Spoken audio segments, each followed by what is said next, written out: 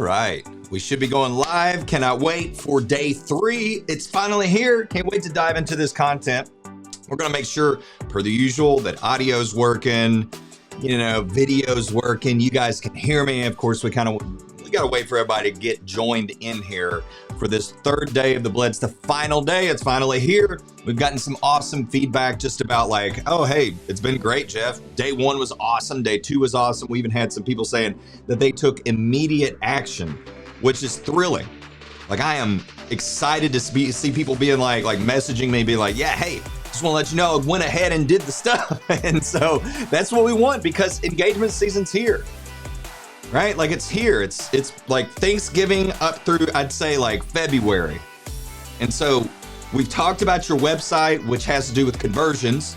We've talked about visibility, some stuff that you can do here and now that has long-term benefits, because I'm not big on like, just post to social media all the time and you wear yourself out. We want stuff you can do without you getting exhausted. So that was day 2, right? So day 3 now is going to be about the actual closing. Okay, maximizing sales without being salesy. Who here thinks that you struggle with that? Like, you kind of feel like, I feel like I'm being salesy. Go into the comments. Let me know if you feel like that.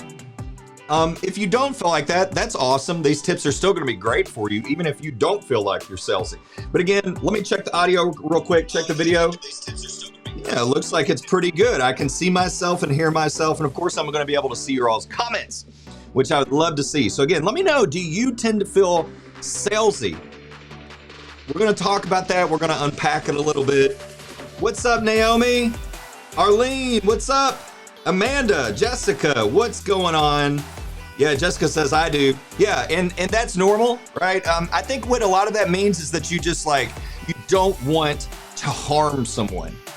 That feeling of like, I just don't want to be salesy. A lot of that can be, I don't want to harm someone.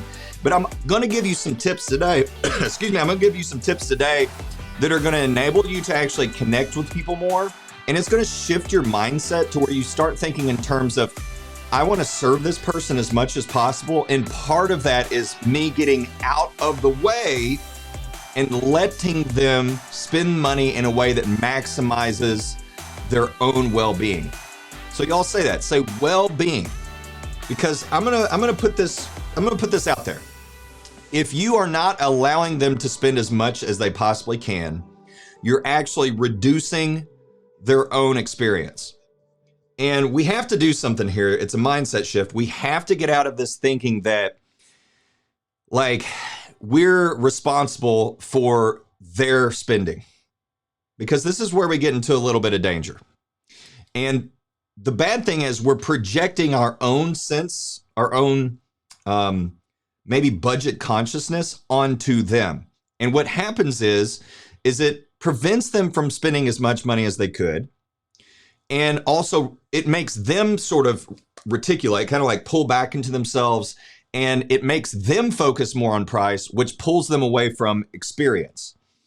This kind of harkens back to both day 1 and day 2, where we're talking about how the best thing for you to do on your website with conversions is helping to elevate their own sense of their own identity. Whenever you do this, you are actually helping them get more into their prefrontal cortex. Everybody say prefrontal cortex.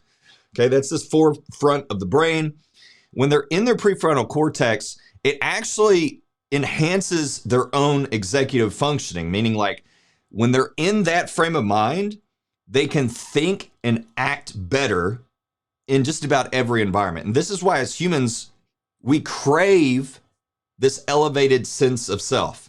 Now, this does not mean I'm talking about the sense of self like, you are self-centered. We're not talking about being self-centered. We're not helping them be self-centered.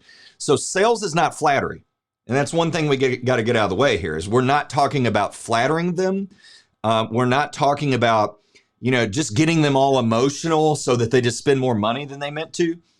We're literally, all we're doing is we're separating ourselves from sort of subconsciously reaching into their subconscious and projecting our own limiting thoughts on them and making them spend less because we're shifting them to amygdala-based thinking.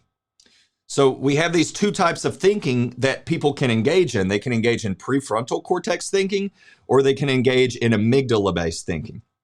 If we get them more focused on amygdala-based thinking, which is, let me explain the amygdala so this makes more sense. If they're in their amygdala, which is a fight or flight sort of part of your brain. Okay. So if if somebody's ever like jumped out from a corner and scared you and you're like, that's the amygdala kicking into gear.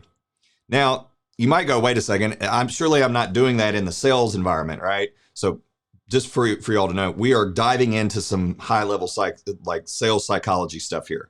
And it's not to trick people. It's not to pull as much money out of them as we can.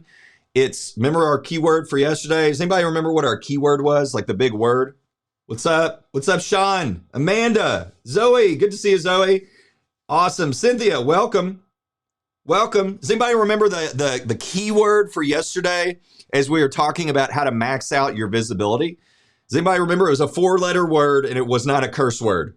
Go into the comments now. Let me know if you remember what it was. And if you have not hit that like button yet, hit it. That way Facebook wants to show you all this awesome content so you don't miss out on stuff in the future. That 4-letter word, what's up, Sean? Arlene remembers, it's give, G-I-V-E, give. So even in the sales conversation, we are looking to give. We're looking to give. And what we've already done, if you've done the stuff from day 1 and day 2, is you've crafted these 2 images in their mind that's going to shift them towards that prefrontal cortex thinking and away from that sort of pain price avoidance thinking that's the amygdala. So you should, if you've done day 1 and day 2 teachings correctly, you should already be like shifting this in the favor of prefrontal cortex thinking, which is going to help them feel safe. It's going to help them feel valued. It's going to help them feel like, okay, we're really going to make the best investment in ourselves. And I want to use an argumentum ad absurdum to show you how important this is. We all know those stories of someone that went cheap on their photographer and it went really bad. And this is, I said argumentum ad absurdum. Some people are like, argumentum ad what? What are we saying? I'm using an absurd, like hyperbolic example to show you how important it is that you focus on giving to them in a way that gets you out of the way so they just focus on investing in their own future. So the example I'm giving you is, it's extreme, but I want to use this example so you see how much you got to get out of your own way when it comes to sales. And that is the example of, again, those stories we hear of somebody went cheap and then their photos were not good and they regret it. Like, that's one of those scenarios where they were in their amygdala and they're just, money, budget. And then therefore they don't spend what they should have that would have been an investment in their photographs. And you may say, well, Jeff, I'm not a budget photographer. It doesn't matter, because you can still aid that same sort of thinking that puts people in their amygdala versus their prefrontal cortex. And therefore, even though they're not going super budgety, even if they book you, they're still in that frame of thinking. And so what it does is it reduces your ACS. Anybody remember from day 1 what ACS is? Let me know if you remember ACS. Average customer spend. Now, the reason I'm bringing this up now is because too many people think, I need to raise my prices. I need to raise my prices. I'm going to tell you who should raise their prices, because some of you may need to raise your prices. I want everybody that is within earshot of me right now to go into the comments. Let me know, what is your starting price? If someone's starting price is too low, I'm going to tell you what you should raise it to. Okay, so everybody go ahead and go into the comments. Let me know, what is your starting price? Because some people do need to raise prices. Others don't. And we are led to believe by many educators, oh, you just need to raise your prices. And there's been so many times that I have seen, and I'll tell you this in story form. I remember there was a particular photographer that high prices, one of the highest in the state. And I remember thinking, man, she must be doing really good to be able to charge that much.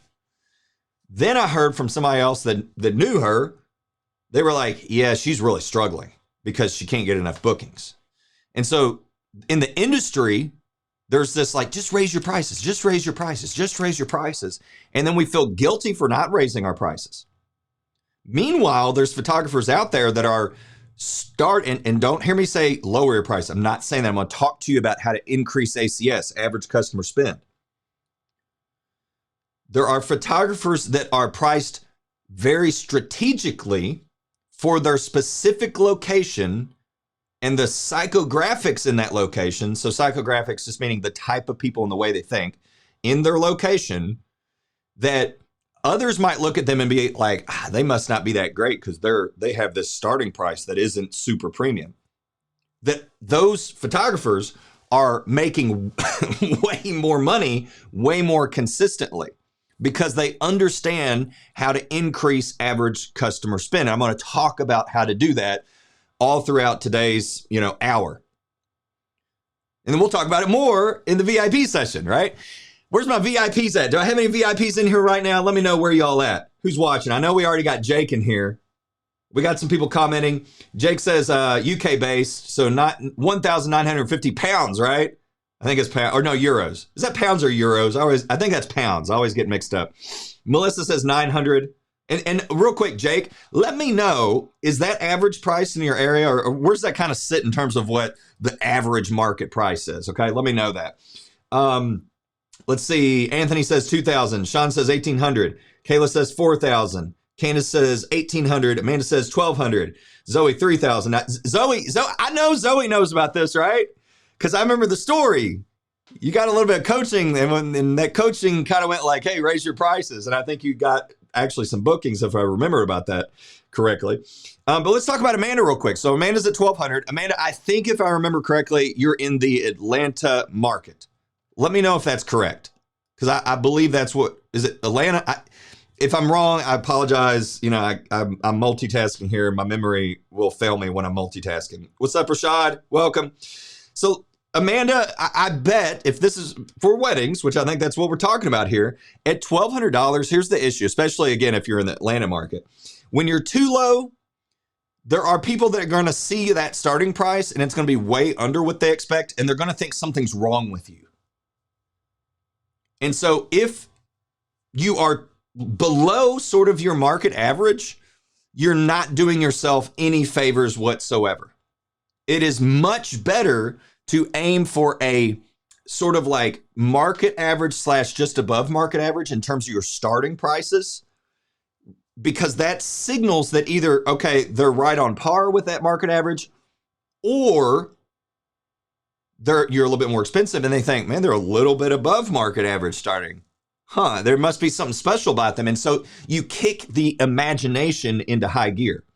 And this, when you kick the imagination in high gear, you're pulling them out of their amygdala because they start imagining good things about you. This is where we start opening up their perception to see all the good stuff about you. Remember, we've defined a dream client. A dream client is someone that their own identity is elevated by perceiving good things about you.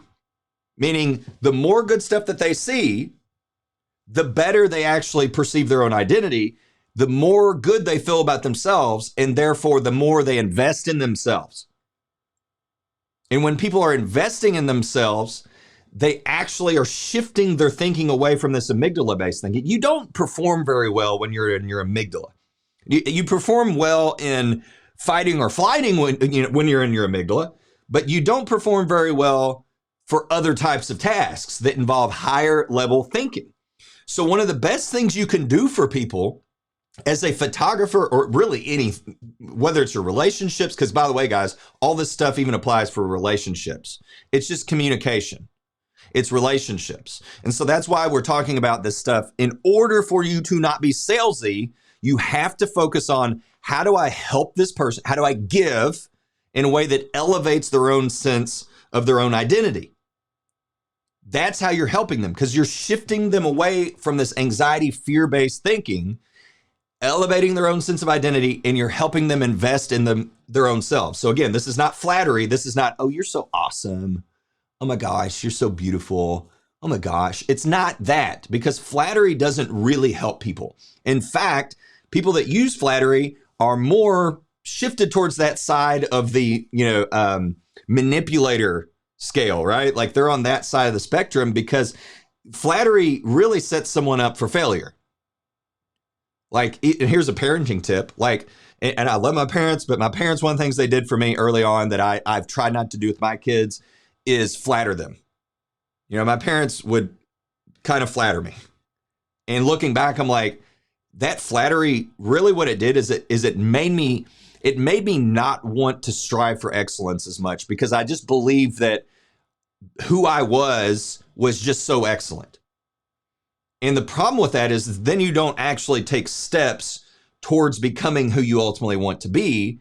And therefore you tend to fall short of your potential. So you live this life where you're like, man, I just think I'm so much better than this. And it leads to disappointment. So flattery is not a good thing. And when you are using flattery in order to extract money from people, you are harming them. And that's where we start to feel salesy. Now, I don't think anybody here is probably doing that intentionally, right? Like, anybody here intentionally flattering couples? Like, if you are, it's probably not because you're a bad person. It's probably because, or if you feel like you have tendencies for that, it's probably because you just don't have a different way of doing it. You haven't figured out, how do I do sales and it be relational and natural, instead of it being this like, I feel like I'm trying to extract money from them. Your sales process should not feel like you're extracting money. It should feel like you're giving them opportunities to go as far as they want to go to elevate their own sense of identity. And I'm going to give you some practical tips on how to do this. And I'm going to talk about pricing psychology and all that kind of stuff. But let's get back to ACS, average customer spend. If you are undercharging, you definitely need to be at least at average prices, like today. Not a week from now, not 30 days from now, not 60 days from now, today. I've seen people where like, hey, you're underpriced, like change that today. At least do market average today, and it lead almost to immediate sales, because they were undercharging and giving this perception that they're not that valuable. And now they're suddenly, people are going like, oh, they must be valuable. So if you're underpriced, you can't base this off of, well, I'm not good enough, because that's a big thing that I often hear. And by the way, if you're like, well, I'm in a market and I need to charge more and I'm above average, still hear me out, because all this stuff is going to be relevant for you. We're going to talk about the underpriced stuff. We're going to talk about when you should charge higher starting prices as well. I'm going to give you a full strategy for all of that. So I'm just making my way from point A to point B to point C. So stick with me. When you're at those average prices, now at least you have that perception that you're in the right place. And again, like let's say the average spend in your market is $3,000. You're going to look more valuable if you're slightly above average. And we're talking starting prices. So if like the average spend in your market is $3,000, it doesn't, like it's good if your starting prices are $3,000. It's better if you're slightly above average, even by like a couple $100. So let's say your market average is 3,000. And by the way, if you wrote day two, you write that article I was telling you about how much to, average cost of a wedding photographer in X city, that's helping you out too, by the way. But again, if you're slightly above average, so like your average spends 3,000 and your starting prices are like 3,200. Now it's like, oh, well, that's right in the ballpark, but they're a little bit more expensive. There must be something special about them. So you're shifting your perception. Now, the problem when you go way over that for your starting prices is if people have not been educated very well, then even though they might have way more money to spend, they're still in that mindset of, well, everything I've Google searched and my friend spent, X. I told you the story about the client of mine that the expectation was $2,500. And this was the richest family in our state. I'm pretty sure. Literally the richest family in our state, found us on Google. Okay. And it was funny because I met with the dad and the bride and the groom, and the dad was like, well, I mean, we know people that are $2,500. That's really the budget that we've set. And the daughter's like, yeah, but that's not Jeff and Michelle. They have the reason why they're more is X. And they started listing out these reasons why they should spend more. And then again, they spent over 10,000 and they then tried to spend like an extra 20,000. And if you remember me talking about that, that was because a lot of that was with albums. And it was before I had the whole setup with like automated albums that we talked about with Pick Time. So another quick story. Had my first high-paying client, my first year of business, and I want this to inspire belief in you guys. I want this to speak to you guys. If you internalize this, it's incredibly powerful. And $2,700 budget, spent $7,500. So you've got people coming to you that can spend way more, but if you're priced too high and you're like putting that out there, they're coming to your website, they're going homepage, portfolio, looking at your pricing, at best putting you in a bucket with other photographers to then engage in commoditization thinking, which is amygdala-based thinking.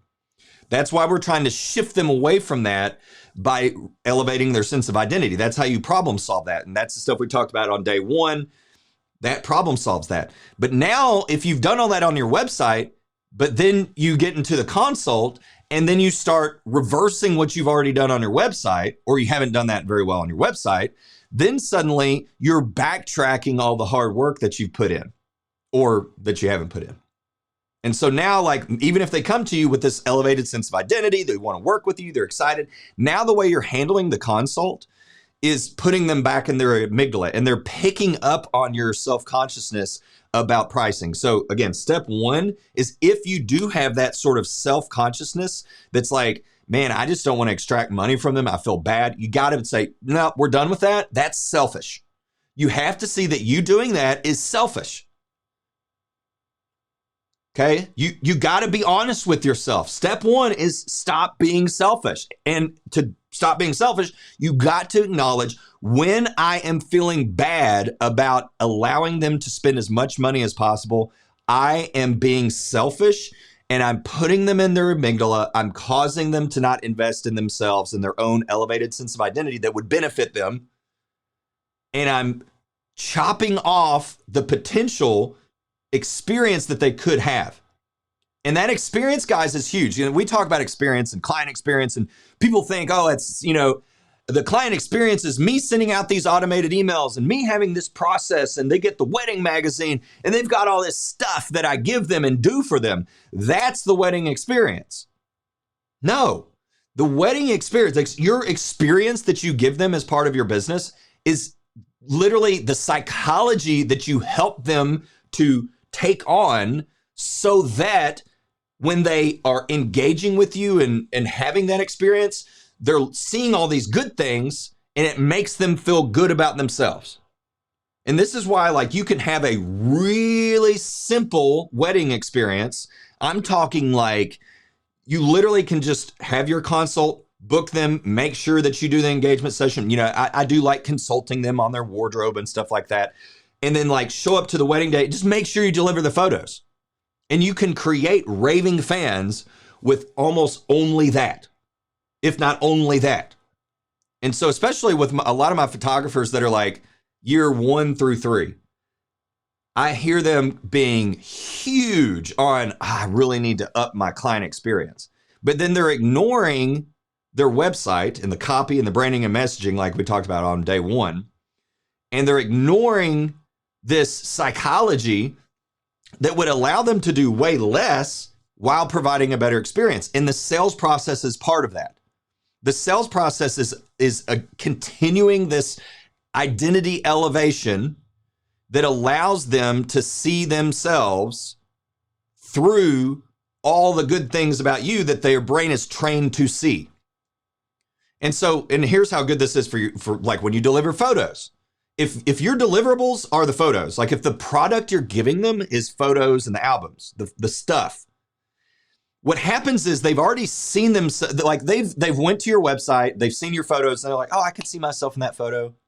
Again, if you're using candids, like we talked about on day 1. And so they're seeing themselves in those photos, and there's a problem with that.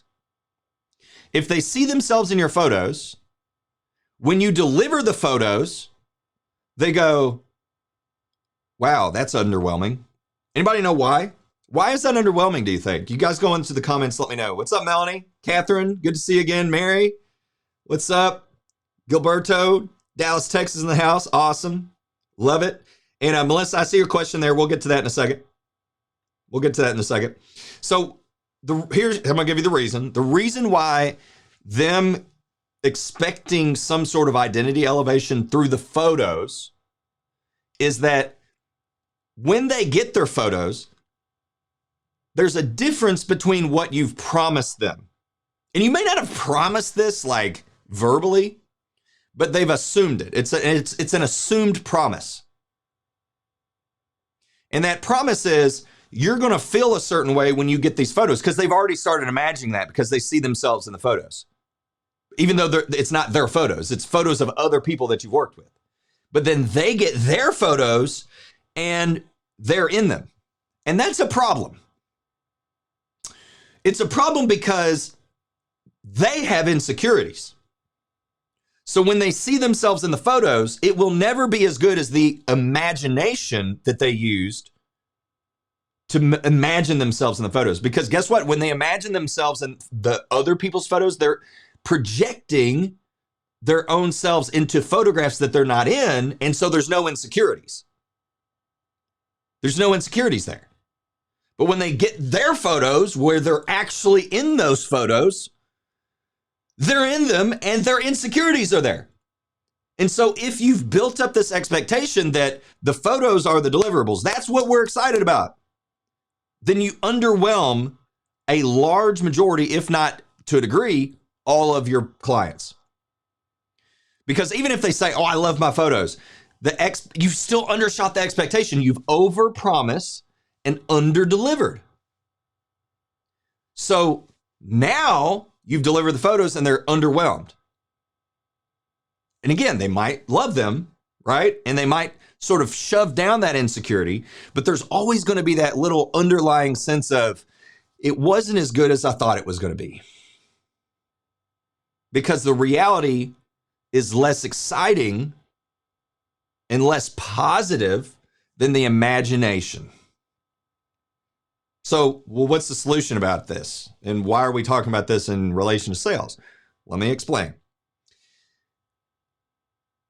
The photographs, when you deliver them, if you've utilized this identity-based, this giving-based sales process, everything they get is confirmation that they are who they want to be.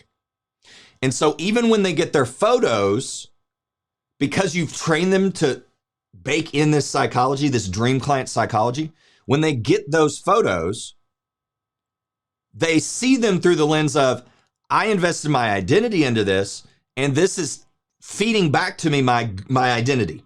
They see the good in it because, again, they've trained their brain to see all the good things. And so when they look at those photos, the photo is more about confirming the identity than it is about them having this expectation.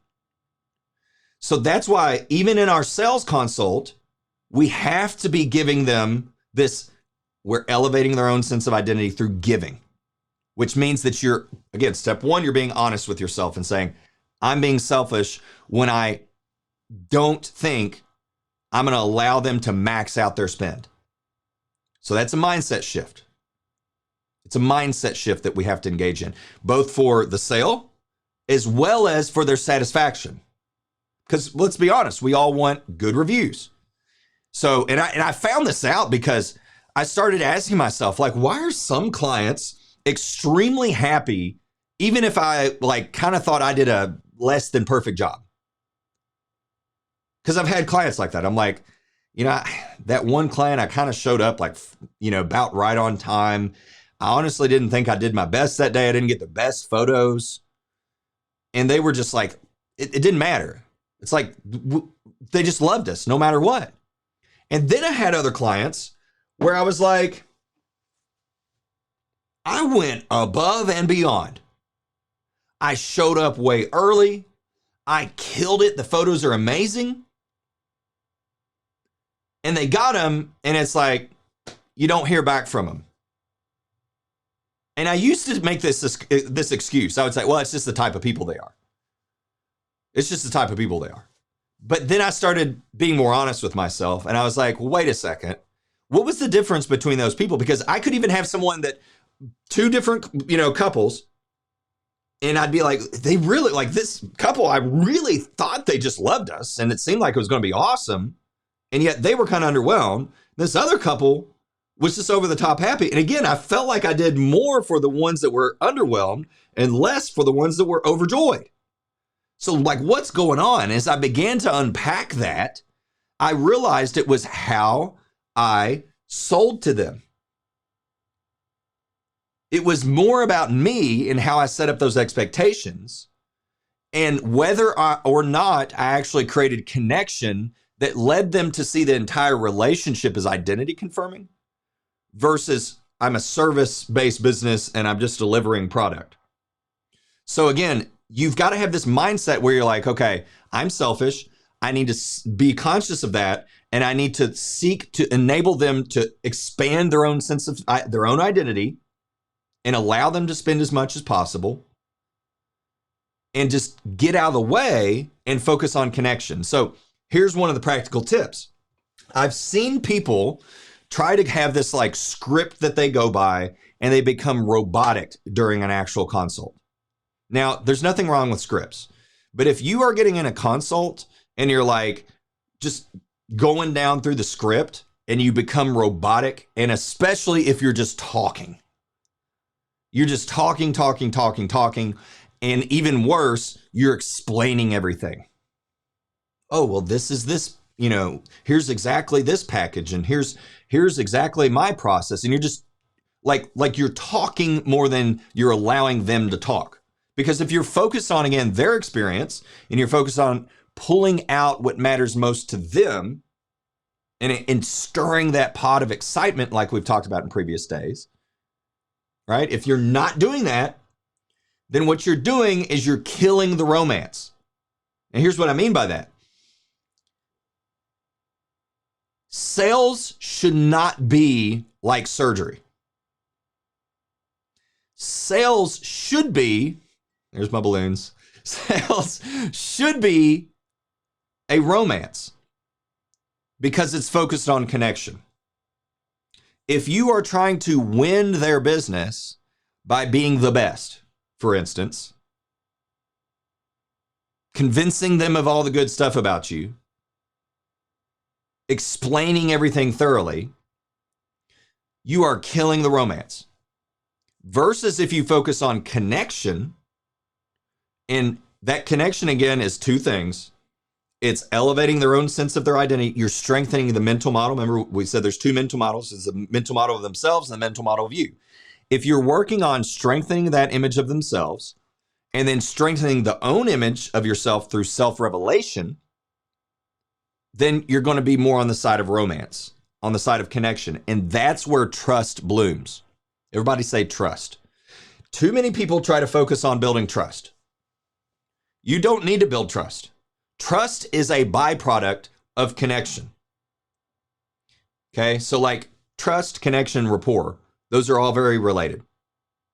Okay, rapport, like report, right? So you've got that energy, that charisma between you two. That's the romance that we want. And if you focus on building that, it will do wonders for you in terms of the sales consult. And guess what? You're going to feel less salesy. And all you're doing is helping them to see their own future working with you, and that elevating their sense of identity. And so here's some practical tips. When you do the consult, you really should be asking them questions like yes, do the questions like, hey, okay, cool. Like, how did you guys meet? So at what point did you guys knew that you were going to be together? And don't be afraid to do some self-revelation as you do these types of questions. Like, what are you most excited about your wedding day? Like, what types of images really matter most to you? And again, it's not just asking the question and then okay, cool, next question. Don't do a list of questions. You can have a script. You can have some example questions to just kind of keep you grounded. Okay. Some of you are going to need that because you're like, I just blank. But you still want to, you don't want to just go down the list. You want to dig deeper. And so here's the key. And I have a little plaque here. I'm going to show you guys this. So I have one of my coaching clients made me this. It says, stay curious. I don't know if you can read that. Let me see if it'll focus. I don't know if it'll focus. It says, stay curious though. So they like hand painted this for me. And they did this because that was one of the lessons that I taught them, was to stay curious. Because if you're genuinely curious about them, when you ask them one of those questions and you're actually interested, when they give you an answer, you're going to have the opportunity to do what's called chunking down. Chunking down is when they give you an answer, right? So you say something like, so what kind of photos really matter most to you guys? They're going to say, well, like we really want the formals and we love portraits, but like we really want like awesome candids. And then you say, candids? And they go, yeah, candids. Like, I think we're most excited about just having photos of us like looking into each other's eyes and like laughing and the joy and like, why do you guys think that you're so excited about those photos? And they're going to pick up on your curiosity. And when someone's curious, it makes them feel more human. And again, when they feel more human, it's shifting them away from their amygdala and into the prefrontal cortex, because the prefrontal cortex is the hub for identity. And when the prefrontal cortex is kicked on, it mutes or silences the barking dog of the amygdala that creates anxiety. And this is creating connection between their picture of you in their mind and their own picture of themselves. And again, we talked about this on day one, that existence of those two mental models and them being strengthened, it creates neural pathways. And those neural pathways are the emotion of connection. So you can create that pathway. And by the time you get them on a consult, they should have already created it. But then you go a step further and you're building that neural pathway, because when we do things like, like it's like habits, right? Like the first time you do something, like, okay, cool, you did it. You kind of made like a neural pathway. But then when you do it over and over and over again, it makes a rut in your brain to where it becomes a habit. And habits can be good or bad or neutral, right? Well, when we create that rut, and the science behind it is cool because that neural pathway is created, but then as it gets stronger and stronger, you get it like a myelin sheath around that connection, that neural pathway, and it solidifies. So when you solidify the connection, that's when trust is like the natural response. So when you go through the sales process and you're creating that stronger and stronger neural pathway, when it gets to the time that you're talking about which package, and you should be suggesting a package. Don't give them your packages and say, let me know which one you want. Don't do that. Don't just give them the pricing sheet and go, cool, just let me know what you want to do. Don't do that. Instead, what you're doing, if you've created this neural pathway, again, you're asking them questions, and it's more about them talking, and then they say something, and then again, self-revelation, right? Maybe they say, yeah, we met here, and we knew that we're going to get married at this moment. Oh yeah, like that was the same for me and my husband, or me and my wife. Like that's that self-revelation. The self-revelation is one of the most often overlooked things within sales teachings. They tend to most sales teachings are like, just focus on them. Just ask them questions and don't talk about yourself. That is false. That's like an interrogation. You don't want to interrogate. Like if you're just asking questions, and you don't do self-revelation, then all you're doing is like, you're making their own sense of identity feel more clear. But then like, as you keep doing that, and then you're not giving them that self-revelation to help build up that picture of you, it starts to feel like more of an interrogation, and it feels fake, and it kills that neural pathway of connection. And then therefore it also kills the trust. Okay. So again, what you want is you want the neural pathway to be created. You want it to be strengthened, right? Which is happening through, yes, asking questions, chunking down on questions, and then sprinkling in self-revelation. And that is really strong if you use stories about yourself. Now, this does not mean 5-minute stories. It's short, to the point, and it's not every time they say something. Like, maybe you do this 2 or 3 times during the consult. So you ask a question, it reminds you of a little story, and you just briefly share that. And that's a form of self-revelation, because when you storytell about yourself, it is one of the most powerful tools to start engaging their brain in character development. So again, you're strengthening that sense of connection. And then when it comes time for you to talk about packages, and by this time, like, and this is, the last sort of section, if we divide it into 4s, I'd say this is the last 4th of your entire consult, whether you're doing it in person or Zoom, whatever. You should probably spend at least 15 minutes, number one, suggesting which package they should book and why, and tying it to their future identity. So for example, it's like, well, we found out like your wedding, like you, because of XYZ, you really need 8 hours, it sounds like. That would be best for you to get everything that you're going to enjoy, because, you said you really want these types of photos and you can't do without these types of photos. So I'm going to suggest package B, and here's why. And, that's what I think you should do. But like, what do you guys think? And then they're going to go, and now what you've done, by the way, is you've given them freedom. So you're not saying this is the package and let's go with this. You've given them the freedom, but you've also killed any sort of decision fatigue. Decision fatigue is your enemy. You don't want them to feel decision fatigue. Everybody say no decision fatigue. You do not want that. You want them to feel like there is a suggested option that's the no-brainer, because, by the way, I'm going to highlight this. You've done the so you can, right? So suggest the package. Why? Don't go super deep on the why. Okay. Again, remember, if you explain everything, you kill the romance. I have a client that she was having like a 7% close rate, which is way too low. Like that's weirdly low. And I asked the question, I was like, well, what are they saying once you like go through the consult? And she said, almost every client says, or every potential client, every person that she's talking to says, well, thank you for being so thorough.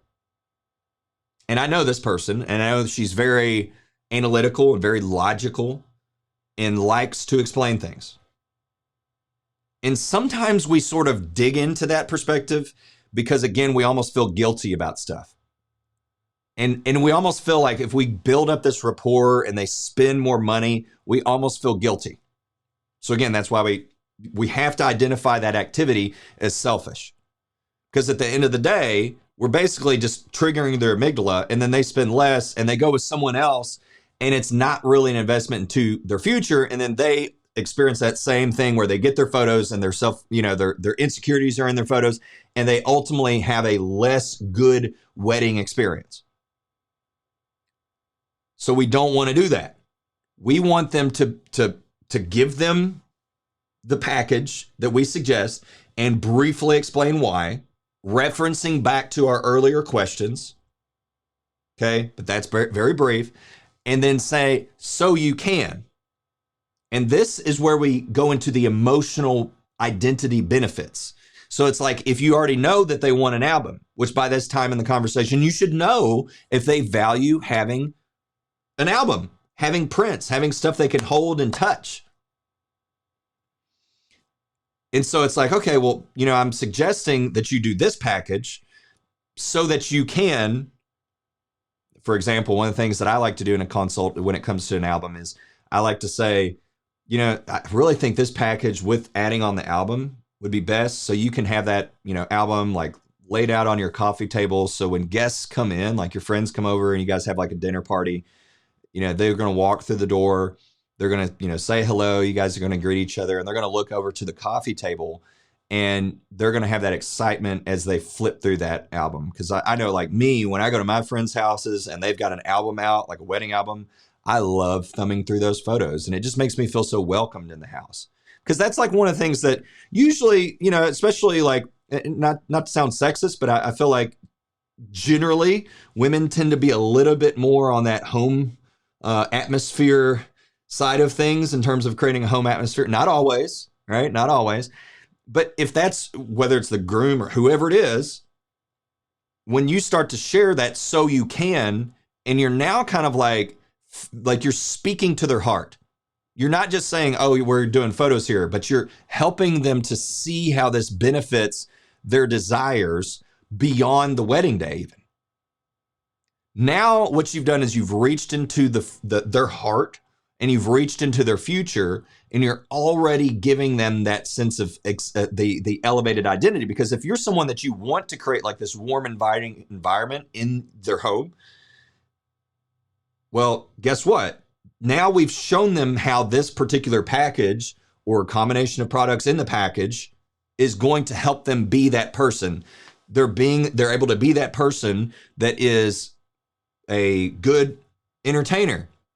I am a successful person because I can create a warm and inviting environment, and I'm a person that can have friends over, and I have a valuable social life, and I am the person that I want to be. So do you see that how we're not just doing a consult and explaining to them things and then saying, here's our prices and packages.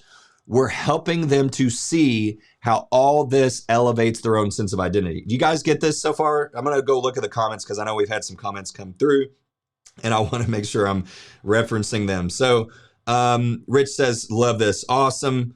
Let's see. Valentina says, what if you're the fourth photographer they meet and asks, how have you guys met? Yeah, so here's what you're doing differently. Number one, you've already done a good job up to this point, hopefully, of elevating their sense of identity. So when you ask it and then you chunk down, the odds that other photographers have done this is pretty low.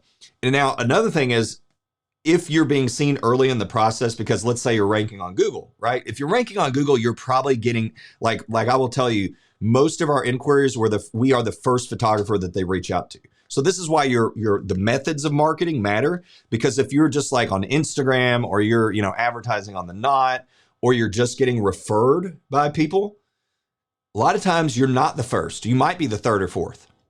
But even if you are the third or fourth, what's setting you apart is you have this in-depth understanding of human psychology, and you're focusing on connection. You're not focusing on closing the sale. So if you've ever heard to go fast, you got to slow down. Right? Like most photographers are going to be operating in the amygdala. They're going to be anticipating the price and sharing the price. They're going to be, or they're just going to be sending the pricing sheet.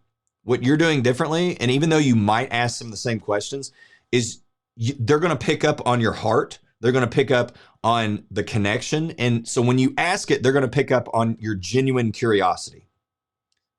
And when you are genuinely curious and then you chunk down and then you use self-revelation, you're doing other stuff that most photographers are not doing. So the odds that they've talked with someone else that's doing that is very low. But this is another reason why I say don't go from a script, because you might get in a sales call and you're like, man, I just don't feel like asking them that right now.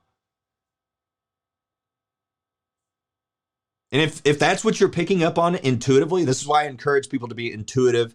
And if you're genuinely curious, you can be like this, right? You may say, well, I'm an introvert. You are probably better at being genuinely curious if you're an introvert than if you're an extrovert. Like extroverts are going to struggle with being genuinely curious more than introverts, because the thing with introverts is like they actually think through stuff and they're being more genuine, in my opinion. And I'm an extrovert. So like, I'm not putting down any extroverts here. I'm just saying extroverts are going to fight the battle of being genuinely curious versus like here's what most extroverts are doing. They are like, oh, I hate silence. It makes me feel anxious. Therefore, I got to lead the conversation.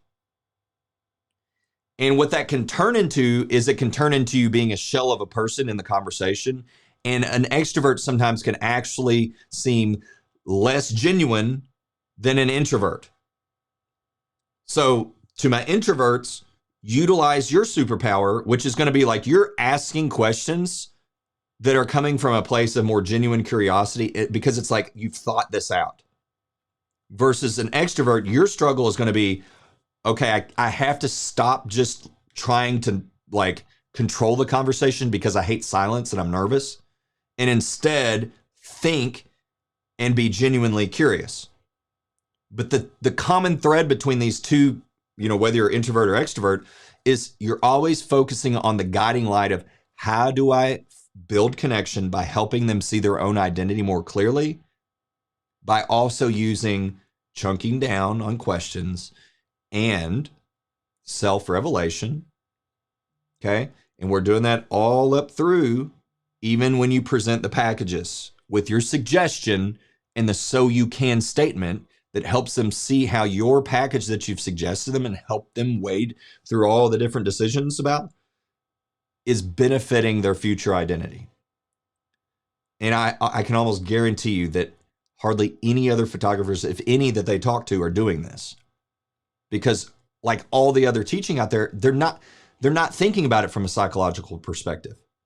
They're giving you, like, oh, we'll have this many packages. This is why I don't like give a whole lot of coaching on, well, you should have 4 packages or 3 packages or 5. I don't think you should have 10. Now, if you're, even if you have 10 and you're giving them the packages and then you're like, I've got these options, but like, I really think this option, maybe with this custom add-on, is really what's best for you. And they feel that when you say it. Because again, if it's coming from that sense of I'm helping this person, I'm giving to them, they're going to pick up on your heart even more than what you're saying. And so the key here is, again, you're being genuine, you're stepping out of the way, and you're allowing their own sense of connection and trust to allow them to spend as much as they want. You're not deciding how much they get to spend. And guess what? You're not responsible for it. A lot of us, especially photographers, because I think that we tend to be the types of people that a lot of times we feel responsible for others. I've found that to be a common thing with photographers, is we tend to be the types of people that we sort of feel responsible for others. And some of that's good, but when it comes to sales, I really think that it's very selfish. Because at the end of the day, they are responsible for them. They're responsible for them. You're not responsible for them and their choices. And if you try to be, you're probably going to be way worse at it than they are. So this is why we're focused on connection. We're not like, they see it, you genuinely offer, say, this package is what I think is going to be best, and you've lied to them. Well, that's not really the best package. Like, that's going to get picked up on. That's you trying to manipulate them and get them to spend way more money. Now, what's better though, is let's say you do say, okay, this option B is going to be the best option for you. It's 8 hours and it's going to be a good fit because of X, Y, Z. I think I would also add on, because I know you said that you really think your parents would like an album as well. I think it'd be good if we add on this extra album. And you also said, like, I remember you said that you like really would like to have you're really big on the party feel. Like you want your guests to have a really good time. Like, this photo booth add-on would be awesome because like it's going to create more of a party experience during the reception. But what do you guys think? Because again, now you're putting the decision back in their ball court and they feel like they have control. So now again, that's another way to help them engage their prefrontal cortex. But you've chopped off any sort of decision fatigue, because again, if you just give them the packages and you don't have any involvement in that process, they look at your 2, 3, 4, 5, 20 packages or however many you got, and they're trying to wade through it. And there's so many options that it confuses them and engages their mind in buying fatigue. And what's the saying? A confused mind never, anybody know what it is? A confused mind never buys. A confused mind never buys. So I just want to say this now. You should be going through package stuff and prices while you're doing a consult. Highly recommend that. And it can feel uncomfortable at first, but if you do that, you're chopping off all the confusion and them trying to figure out all this stuff on their own, which is going to lead to the decision fatigue. So go over the packages with them. Okay. Give them that suggestion, tie it to their future identity, and then hand the decision over to them. And you really want them to ask questions. Typically, them asking questions is a really good sign. It's a really good sign. Now, I also want to give you, we're kind of running short on time here, but I want to give you a few other tips. I'm really big on you not just sending pricing if somebody inquires. I see a lot of photographers doing this. They're like, the person inquires and like, here's my pricing. I really highly recommend against that. I wouldn't do that. What I would do is I would make sure people on your website understand what your process is, so they understand that you're going to be doing a call and that you're going to be walking through, like, asking them questions, and that you're going to make a suggestion based on their particular wedding and their needs and desires. So that way, again, you're not just sending pricing and hoping they figure it out. And if there's someone that like they're just really pushing that, I still recommend saying something like, love to share pricing and get to that. Our process is to go through your wedding day so we can give you a custom tailored suggestion. What day is better for you? I've got an open window on Monday at 3 p.m. or Thursday at 12. Which works best? And then just let them pick a day that they're going to schedule with you. Now, another tip on that is get out of email. If you're responding to all your inquiries in email, you're likely missing a lot of people. My favorite thing to do, just because I think it's way more effective, is call them. Like as soon as you get the inquiry. Like they inquire, bam, you call them. Like right away. If you're like, I cannot do that, do a text message. Do a text message. Send them a quick video that's tailored to them. Let them know what the process looks like from there, what next steps are. Allow them to then book that consult. Okay? And that's because, again, it's all about connection and romance.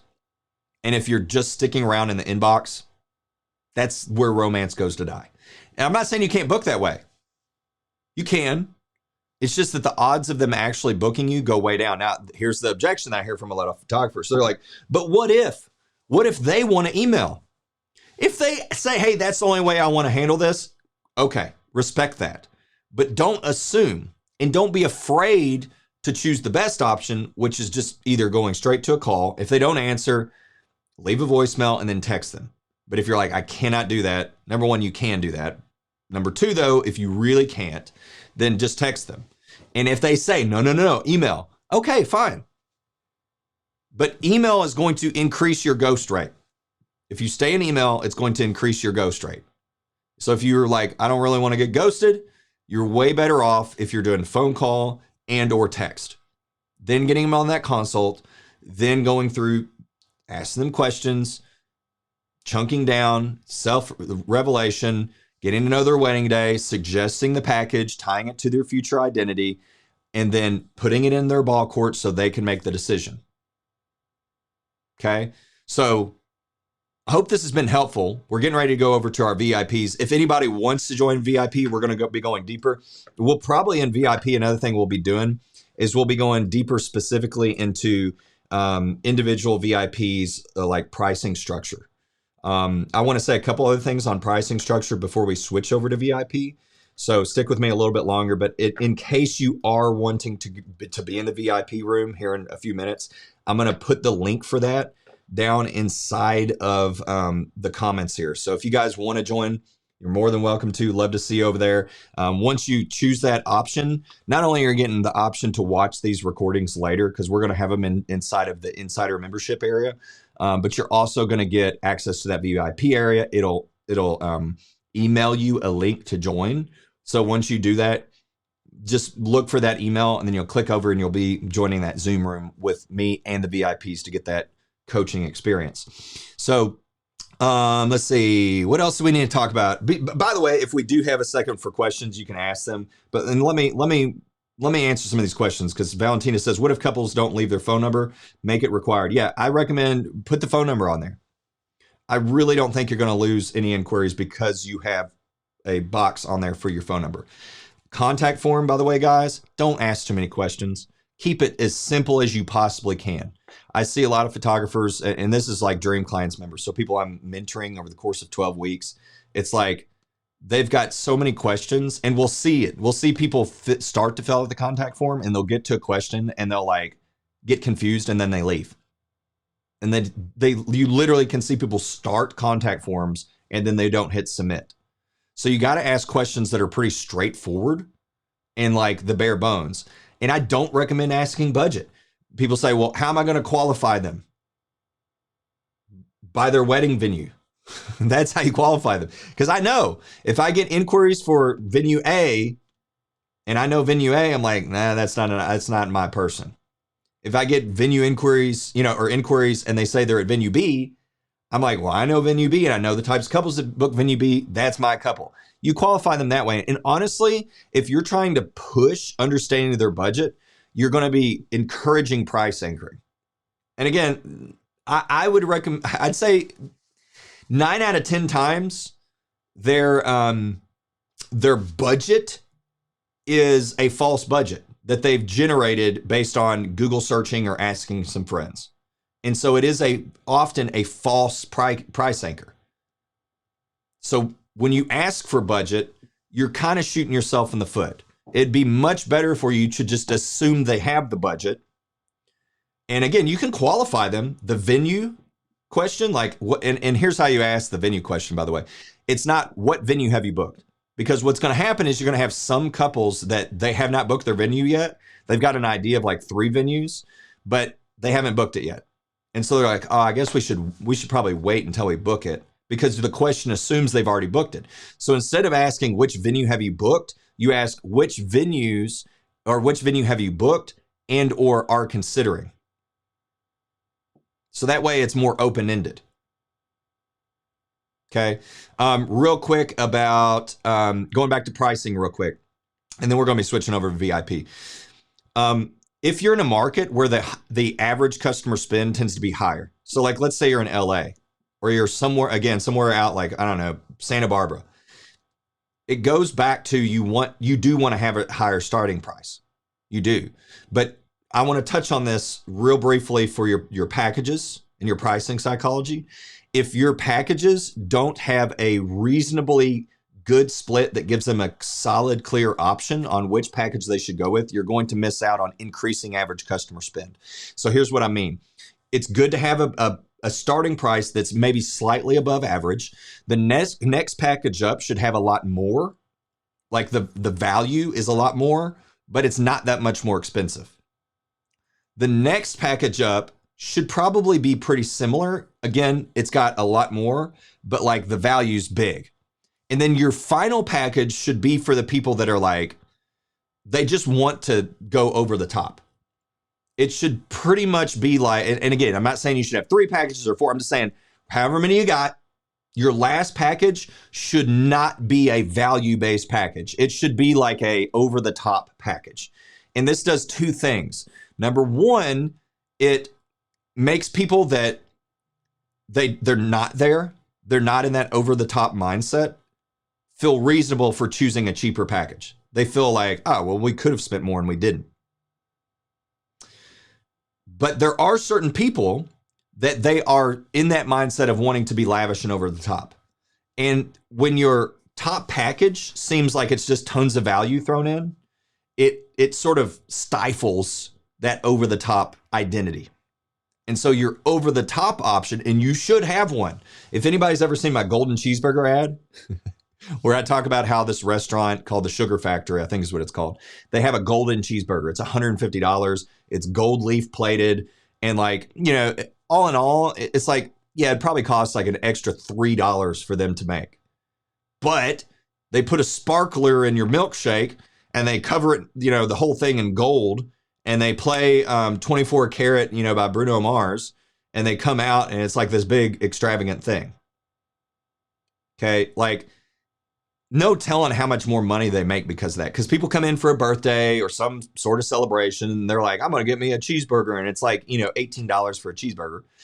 Or I could get a party on a plate and get pictures of it and show my friends. There are people that are like that. And if you do not have your golden cheeseburger option, you're going to miss out on money. And you're going to miss out on giving that experience. Again, it's about giving. It's not, here's the package that I can extract as much money from people with. It's for my people that want to be extravagant and go over the top. I want to give them an option. And so your highest package should be like over the top. And that's going to enable them to, the people that that's for, they're going to choose it. But for the people it's not for, they're going to feel more reasonable going with one of your cheapest packages. And the fact that you have that over the top package, even for the people that aren't going to book it, it makes them feel like you're the real deal. Like, whoa, so-and-so has packages up to how many thousands of dollars? They must be the real deal. But I'm not that person, so I'm going to book a more reasonable package. And you might be like, well, nobody ever books it, or very few people book it. That's okay. They don't know that. But even if you've never even booked that package before, they're still going to be like, man, they must be the real deal because they got a package that's $20,000 or $18,000 or whatever. Right? So the difference between your next to last package and your final package should be like a pretty big gap. Like probably thousands of dollars difference versus your other packages. It's kind of like, man, there's a lot more value here and it's not that much more expensive. Okay. The other thing I just want to give you guys a little bit of a tip on is it's pretty industry standard to do packages based on hours. And I disagree with that. I think you are shooting yourself in the foot when you do packages that the packages, the sole purpose of it is allow them to move upwards so you increase your average customer spend. So you can get people that think they're going to spend $2,500 because they Google searched it to actually spend $7,500, $10,000. And look, like, listen, let's say you're at $3,000 and you're like, man, it'd be awesome to get a $5,000 or $6,000 spend or just get that more regularly.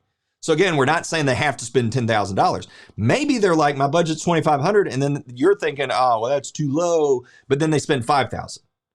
Like that's still a win. But if it's like your 8-hour package is $3,500, and like they only need 8 hours, and they can't justify 10 hours, then they're not going to book your 10-hour package. But maybe there's stuff in there in that 10-hour package that they would have liked. But the decision fatigue kicks in, so they either don't buy anything, they don't book you at all, or they're just like, well, I guess we'll just settle for the 800, and then they don't even do a la carte because, again, it's too much decision fatigue. Okay, another pro tip on this. Don't force them to have to think about all the albums and a la carte stuff before they book. I think it's really smart, guys, to allow them to secure their date with sort of the minimum viable product for them. So like, okay, cool, package B works. We're going to make sure that you're getting 8 hours here. And now what we're going to do that you've actually secured, so they sign the contract, right? We're going to have, and let them know this like before, be like, you don't have to worry about packages and stuff now. We'll have another meeting where we go over product and like add-ons. And we'll talk about if you want to add on. And if you don't, like if you decide you don't want to, you don't have to. But make your add-on / a la carte / album meeting like a day or on the day that they actually sign the contract and pay their deposit. Because again, now instead of trying to throw all this stuff at them at once, which is going to lead often to them not booking and or ghosting because of decision fatigue. Here's what they're going to say though. They're not going to say, well, we didn't go with you because of decision fatigue. They don't say that. They say, well, we found, we just felt like, our budget was this. And you're going to think, oh man, nobody's got the money. But in reality, if you take personal responsibility, you're going to go, I wasn't clear enough. I didn't do as good of a job as I could have at building that future picture of their identity.